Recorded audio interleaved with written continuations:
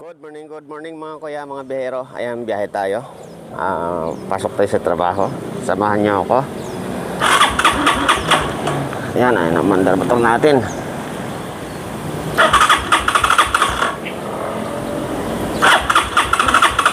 Wah, ayaw mandar ah.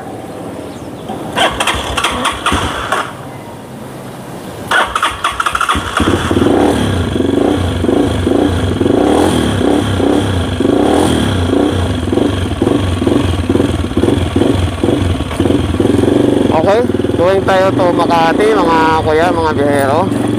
Time check natin is 7:45. Ngayon ay araw ng Monday, no? May 5. Yan. Sweldo ngayon sa mga ka-5 day natin. Shoutout sa inyo sa mga may sweldo ngayong araw na ito. So ayan, samahan nyo ako. Magbiyahe tayo.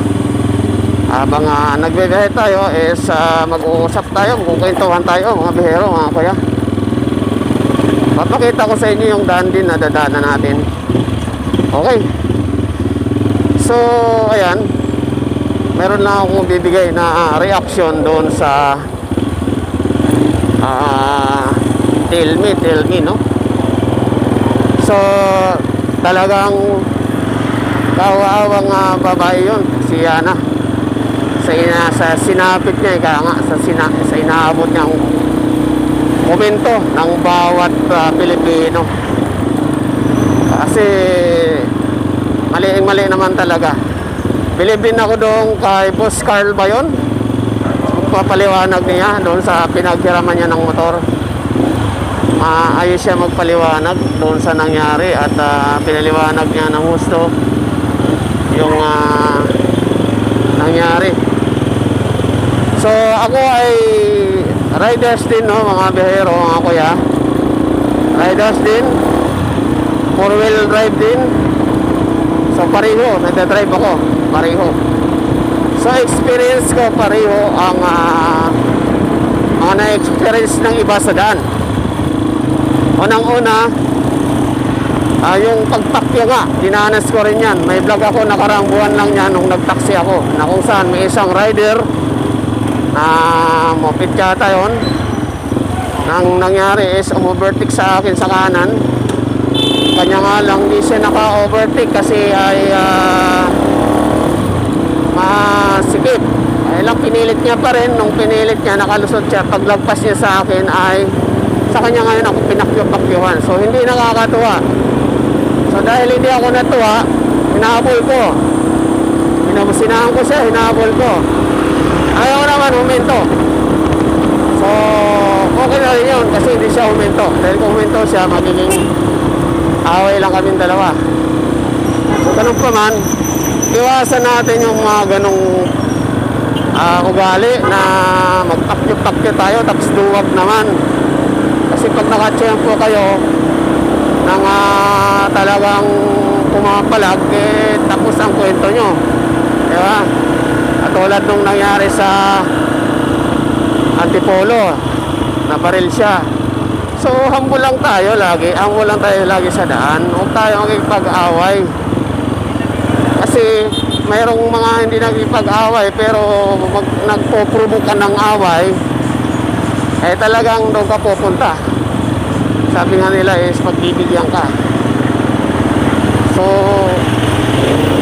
huwag na magpakyo-pakyo kasi ang pakyo ay medyo pagdating dito sa Maynila ay medyo malaking issue. Malaking issue ang pakyo-pakyo. Kaya iwasan natin yun, mga kabayad na mga bihero. Okay, pakita ko sa inyo yung daan, no? Yan, okay. Kaya nga dapat ang ginawa sana niya doon, hindi na siya nagpakyo at hinayaan niya na lang.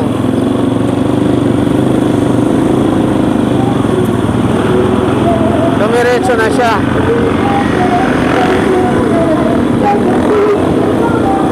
Inataon pa na taga roon yung si Kuya Jimmy, talagang magagalit yun.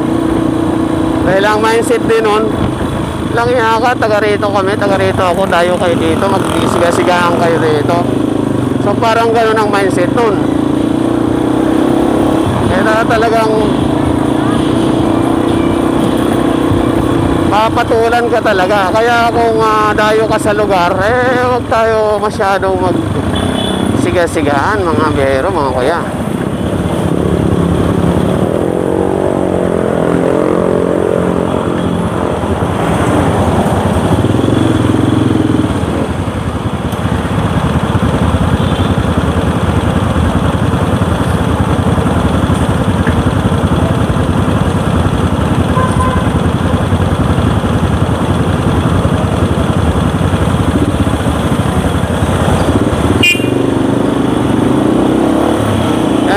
Wala yung camera ko nakaharap, nanginginig siya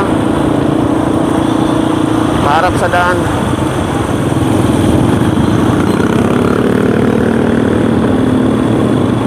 So yan, nasa Makati na tayo. Di ko tuloy mapakita sa inyo yung dadaanan natin.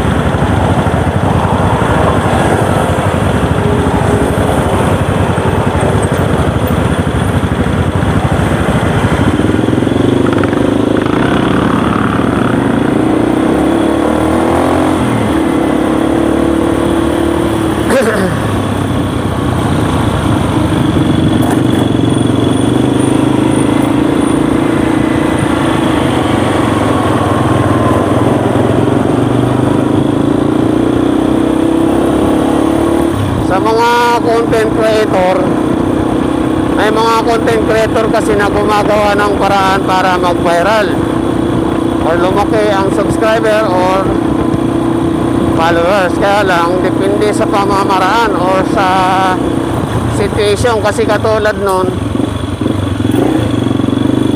gumawa siya ng viral video, mali naman. So ang nangyari nun, imbis na mag-viral siya, meron pa nung mga nag-unfollow sa kanya, unsubscribe sa kanya dahil sa mga naiinis na kababayan natin. Yun ang problema dun.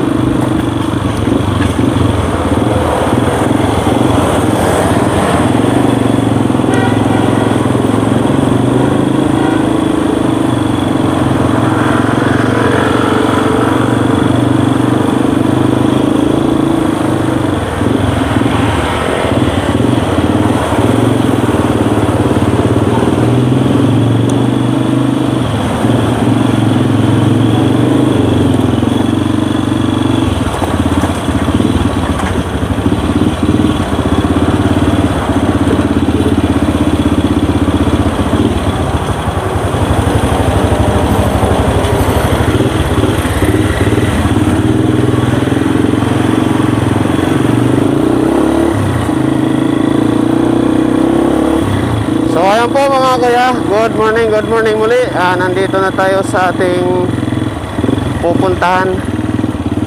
Kaya salamat sa inyo mga kaya, mga biyahero.